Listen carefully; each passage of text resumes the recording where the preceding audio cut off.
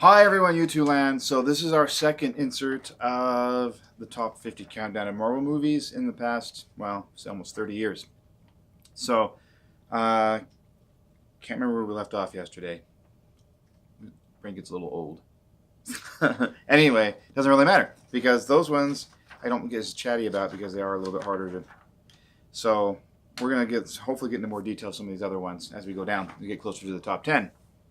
So in 35 comes in Venom. Now I remember we had the little synopsis about Venom about a week or so ago. Uh, Again, not the greatest movie, good on graphics. It has some funny points, and Venom looked pretty tough, even though he was kind of a wimp. In this movie, they didn't make him as cool as he is in the comic book, and the storyline kind of tanked. Plus, the villain was lame, and the battle at the end, even as graphic as it was over the top, and really the villain was way too easy to kill. So it just kind of like left kind of a bad taste in your mouth when you think about this movie. It's not the greatest, but it was. I guess if you like the action, the gore, it's entertaining. Which brings us to one of the ones that I actually like pretty much. A lot of people I think don't like this one because of certain people in it, like Ben Affleck. I like Ben Affleck for the most part. There's a lot of people who don't really care for his acting, or maybe it's just his personality. I don't know. Maybe it's the whole Jennifer Gardner thing. But Ben Affleck was in the movie Daredevil, which was about 20 or so years ago. I love this movie personally. I think it was underrated for the most part. Yeah, there's some story flaws, obviously, and there was just some continuity issues. But the bottom line is, it was actually a pretty well done movie. The origins were a little off. I got to see Elektra in it, which was amazing. They spun off an Elektra show, which obviously didn't make as high on the ranking as this one did. But I did like Jennifer Gardner's Elektra in this, the way she's portrayed. I like the way that they showcased her battle at the end and how she died, which was amazing. I really love that because that actually happened in the comics. That was pretty good. And of course, we all know the hand brought her back to life anyway. But like Daredevil was a pretty decent movie. I like the Bullseye in it. I think he was cool.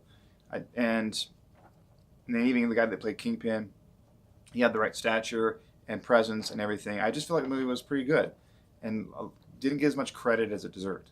That's just my opinion. If you want to voice your opinion on what you feel about the movie or any of those we listed here, just put them down there below because I'm very interested to see what you guys think.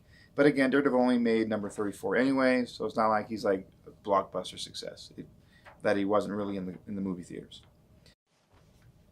So yeah, and then in 33 we get Fantastic Four. Now, like the previous ones didn't rank as high because again there was the definite accuracy and the continuity issues with both movies, especially the last one, which was absolutely horrific. And then when you get to the second movie, you don't get to see Galactus, who's like the main character and the reason behind the story. And they try and put so much storyline into it, like a short film, which just doesn't do it justice, and it kind of leaves the audience flat. That's why I don't feel like they wanted to revamp or continue that one going forward. They waited multiple years to get the third one out. But the Fantastic Four #1 I thought was pretty stinking accurate, considering the fact that you're talking about a movie-going audience versus a comic book audience. And if we look at it from an alternate universe standpoint, this is very plausible. It's feasible from another universe. It could have been slightly altered from ours, but mainly because they wanted to make a movie that was people would watch and get excited about. They'd have to draw it out a whole long origin story that would take multiple movies with, because you got multiple characters in this. So like the X-Men movies, this is a pretty dynamic storyline because you got so many people to move between, and it makes it bigger, and it's a lot of storyline to get through, a lot of origins where people to be able to make a movie of this caliber. So I felt it was pretty good. I love Jessica Alba in it personally, and the guy that played Storm, Johnny Storm, was amazing. If you watch closely, those of you who really pay attention to this stuff, Johnny Storm is Captain America. Did you know that? Yes, he was already a Marvel character before he was Captain America, which is pretty awesome. I do like the dynamic between Johnny Storm and Reed Richards because they have the right age difference, and Reed Richards can be a mentor. Like I said, the third movie, you couldn't even relate to it because they were too close in age. You couldn't be a mentor to Johnny, really, and there's just so many continuity flaws with that movie in relation to the comic book. Which brings us to our number 31, is X-Men 2. Again, like the Fantastic Four, it's a very dynamic cast, lots of things to put into a movie to make it cohesive and make it enjoyable for the audience, mainly the movie-going audience who doesn't know the comic book very well. You also got to understand when these movies first started coming out, it was based on a cartoon that itself wasn't accurate, but it was in the '90s for the kids who watched the X-Men cartoon in the '90s. So they picked a generation of characters that were more relevant to that generation who had watched that cartoon. They didn't go back to the beginning and start with the original characters because they didn't think people would be able to relate or it might come across as confusing. And two, I guess the character of the day was Wolverine, so they kind of did focus around these movies being all about Wolverine. So we call them the Wolverine Chronicles. Really, now they're more of that than the X-Men movies. But there's a lot of things to put into this, a lot of continuity issues that you would have to be dealing with when you're dealing with that many different characters and origin flaws. So all in all, I picked it as 31 because again, it was very action packed. It was something that we were all looking forward to seeing because the first one was decent enough that we wanted to see the sequel. It was just from sequel to sequel, it tended to get worse and worse as they continuity flaws got grander in scheme when you think about when you start from a small mistake at the beginning and then it just exacerbates when new characters are brought into play. Plus, I also remember them saying in the second and third ones they were going to take out certain characters because they didn't want too many blue people on the screen. They thought that'd be confusing, which to the fans, I don't understand how it would be. I think it was just a production issue where they didn't want to spend that much money with makeup and costumes and effects to be able to have that many different characters in it. Not until the later movies when they saw there was still a revenue coming in that was supported a movie of that stature. And then in 30 we get Blade 2. Now Blade 2 again is a continuation of the first Blade, where Blade finds out we find out he's a daywalker and he hunts down vampires. This was definitely better than Blade 1 in the sense that it was slightly better writing. It wasn't like it didn't kind of fall flat at the end where I thought with the villains and the way they set it up.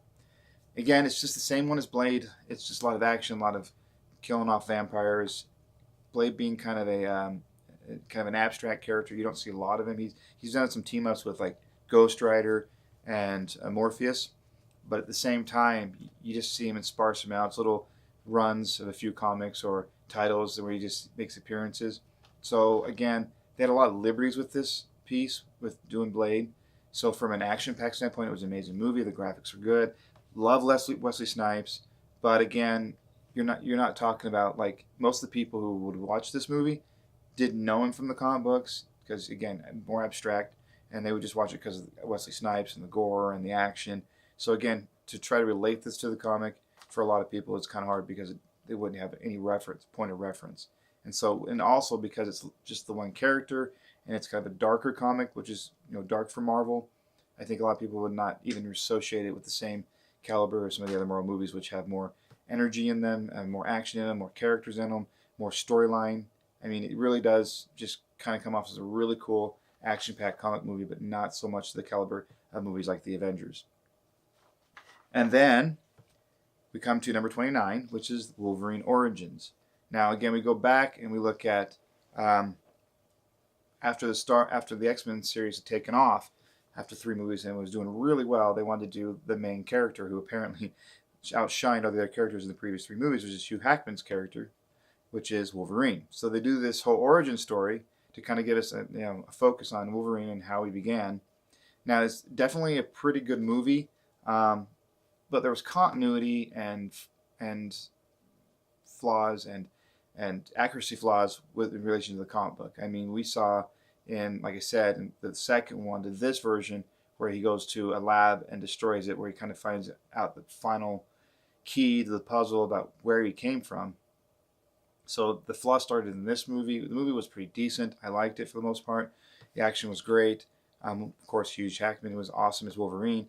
But the problem is we, again, have to remind ourselves that he killed his girlfriend in one of the X-Men movies, who is Yuriko, Lady Deathstrike, and that was huge. So they really couldn't go too far into his past and not screw all that up, what they already put into the previous movies. The continuity issues were astounding.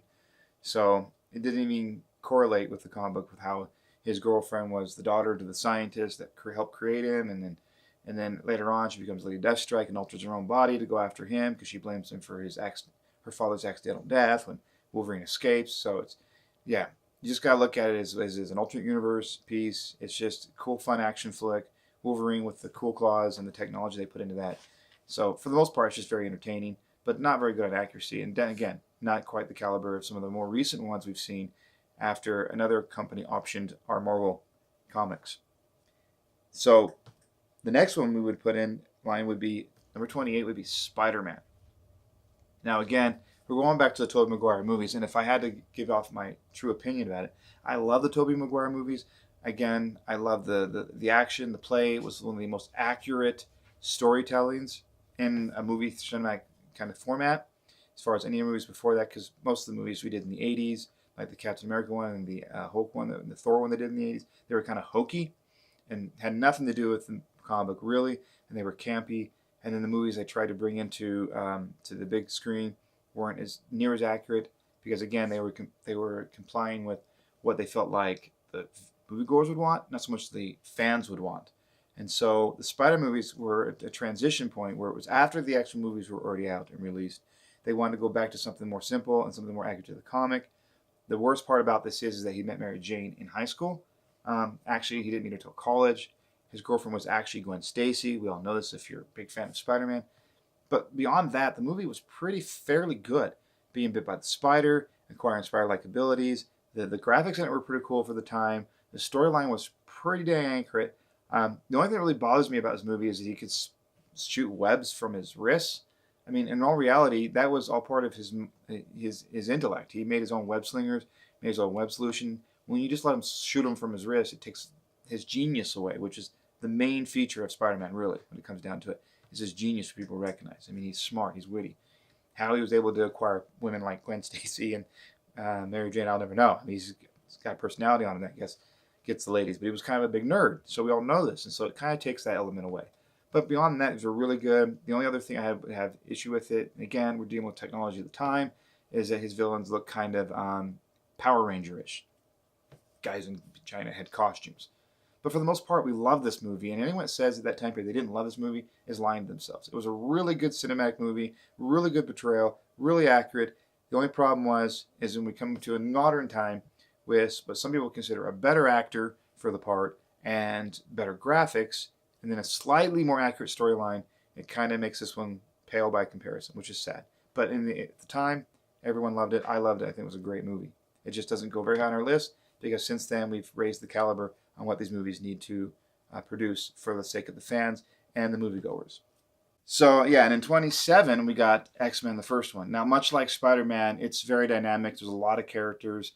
It's pretty large production, and people loved it because of all that, because much action there was, how the characters interact with each other, and all the different powers. But again, when you're dealing with something with that grandeur, there's a lot of continuity issues, a lot of things you can mess up with the comic because you're really, again, focused on the audience who goes to movies, not so much the comic book reader. So there was a lot of continuity issues in it. And all in all, people love this movie. It was a really well done movie. But when we think about characters like Rogue, who is a huge character in the actual comic book, and her character fizzles out in this movie, and I think that's the reason why from that little bit to the next movie, it just got worse and worse. The people who are strictly opposed to this set of movies is why they're opposed to it, because it completely fudged up a lot of the origins and made the movie all about Wolverine. I mean, there's a lot of people that love Wolverine, but other people are like, this is just too much Wolverine. Like, he shouldn't be the limelight of the whole because he's not even the leader, technically speaking. So, again, that's where we put that in that because of the accuracies and because, again, since then, we've gotten better with the storylines in Marvel. So then in 26, we get to the very first Blade. Now, again, Blade was amazing. The action scenes, the graphics, what they did with Blade's character, his origin story was pretty darn good. Again, most people probably wouldn't know it to look at it because it was geared more towards Hollywood and not so much the comic book readers. But then he's also an obscure character who they did not explain his origins till multiple appearances later when they decided to let us know who this mysterious person was who kept popping in and out of comics when he did a team up with a couple of other Marvel characters. So again, how many people actually read Blade, knew enough about Blade to know there were these inaccuracies in the movie? So they were pretty, so it's pretty sparse. People would actually care so much about the inaccuracies as the action. But again, you're only dealing with one character. It doesn't really showcase all of Marvel. It's the dark end of Marvel. You don't get to see any other players go from different movies from Blade to other movies. So it's just kind of this standalone film, almost as if it's its own universe and not even anywhere connected to the Marvel universe, cinematically speaking. But it was still a really good movie and fun to watch, and I loved that movie. Then we get to number 25. Now, the number 25, you're probably going to go like, why is it so low? Because it was so great. I know you guys are all huge fans of Iron Man. Don't get me wrong. I love Iron Man too. But Iron Man reminds me of Batman from the DC universe. He's like the Batman in Marvel. He's just a rich philanthropist who did a bunch of stupid things or was related to a bunch of issues that happened with his weaponry that his dad sold. And he has this big guilt complex and designs this suit and becomes the Iron Man. So again, the storyline's kind of cool, the action's cool, the technology and his weapons and all that's really cool. But the reason why this one ranks so low is because, again, it's kind of reminiscent of the X-Men movies when they started growing from the first one to the second, third. There's so many inaccuracies with storyline, and they really just fouled up the whole character behind the Mandarin. The guy they picked, Ben Kingsley, amazing actor. Love his look. He looked great as the Mandarin. We were all originally excited for this movie, those of us who were Iron Man fans and big Marvel fans. But to find out that he wasn't even the Mandarin, some other guy, Schmo, was the Mandarin, and this guy who looks perfectly like the Mandarin is just this actor, the stupid guy they have locked up somewhere, really killed it for me as far as storyline. It was the worst part of the whole movie. The fact that he destroys all of his suits at the end of the movie, again, another huge blow for the fans, because that never would have happened in the comic. If Potts didn't stick with him, he would have moved on. Sorry. Love you, Potts, but let's be honest. He's an egomaniac, and he's never going to stop being Iron Man. And to just give it all up for you like that in a dramatic... That's all for Hollywood. It's all for the audience who watches movies. It really has nothing to do with the comic. And so I feel like the whole thing fizzled at the end with the character play, with the villain, and with the suits all blowing up. All in all, it was still a pretty good movie action-wise and good graphics. And again, an okay sequel to an already great set of movies. In number 24, we get Thor's Dark World. Now, this one didn't do so well as far as the rankings with critics. I know a lot of people loved it. My sister is a huge fan of the Thor movies. I love Thor too. And again, he's one of those characters that's a little more obscure. He kind of pops in and out of different comics, pops in and out of the Avengers comics. So he's kind of more hard to read because people are like, well, certain people really love Thor and other people just like, who's Thor? I think even when I started reading comics, I knew of the Avengers, but I didn't know of Thor. He is a lot more obscure character, and he does a lot of off-world battles, and his whole story pretty much is off-world for the most part, which makes him very interesting, dynamic. I think that's the reason why they do so well, because they are different than the Avengers, and they take place off-world, away from Earth, where there's less, I guess, in some ways, continuity issues in regards to reality. But all in all, the Dark World did not get the greatest of reviews because the storyline was weaker than the other ones, I guess, and people didn't like the villain so much. I don't know. I mean, I thought it was decent. We did get to see another Infinity Stone, so that was pretty cool. It really is, a lot of ways, some of these movies are just little fillers for the main storyline going into the Avengers movies. I thought it was decent for the most part. It was definitely a good eye candy kind of thing. It wasn't as great as the final Thor movie, but it definitely, again, didn't leave me as dry as the original Thor because it did move faster. It was more action packed. It didn't feel like it was being dragged out in certain parts with dialogue or origin stories. So I mean, really, it's up to you. You can leave your comment down below. I don't know how you feel about the Dark World one. People are kind of mixed about it, but I feel like it still, in its own right, deserves a cinematic credit for how the production and what it was to put into make a movie of that caliber. And then we get to our final movie of the day, which is The Amazing Spider-Man. Now, this is, I think, our highest ranked one. No, not quite. Haha, got one more. The Amazing Spider-Man comes in number 23, and the reason for that is when we look at it compared to Tobey, like I said before, Tobey was amazing for the first two movies. Kind of fell flat for me in the third movie because he tried to act tough and it didn't look well on him. But when we're looking at this new set of movies with a new actor, they're way more accuracy. I mean, yeah, we go back to Green Goblin, so we go back to the beginning again. The origin is a little tweaked for in relation to the first movie. I mean, he still gets bit by a spider. It's technically a little off from the comic book, but beyond that, it's still pretty close. It's really good. We go out to the Green Goblin, which looks pretty amazing. Looks better than the Power Ranger Green Goblin of the original set 10 years prior. But when we look at the storyline, I mean, here he is, this nerd. He develops his own serum for his web solution. He develops his own shooters. You get to see him try them out, which was epic for all of us who love Spider-Man. That fixed the Tobey Maguire movies for us. When we saw him dating Gwen Stacy, and she's this, platinum blonde. Yeah, totally. This totally redeemed the Spider-Man name in movie cinema because he brings his intelligence back. He gets Gwen Stacy, which is amazing. And she gets to become like this really cool heroine. She's strong-willed. She's tough. She's an intricate part of this. I mean, she's very important. And the greatest thing about this, as sad as it is when you see Gwen Stacy fall and land on the ground the way she did, just knocking her head. I mean, I think it was cool how they took the webbing fluid with the technology and made it look like as a hand it was grabbing her. But it happened exactly the way it was supposed to happen. She took a giant fall trying to help Spider-Man, and just that one hit to the ground put her in a coma, and eventually she died. She passed away. Well, supposedly passed away, right? All the comic nerds know better. But my point is just that. I mean, she was the quintessential girlfriend. She was everything that opposite to Peter Parker, and this storyline was just so much better than the previous movie. So when we watch these now, we look at Spider-Man who? Tobey who? These were really much more superior movies to the action, to the graphics, and also to the storyline. So kudos to The Amazing Spider-Man. I love it. If you want to know what your top 22 are, you're going to have to join for the next video. I'm excited. It's going to be fun. So come back again and see where we rank some of your favorite Avenger movies of all time. So good to see you guys. Come back and join us and see you later.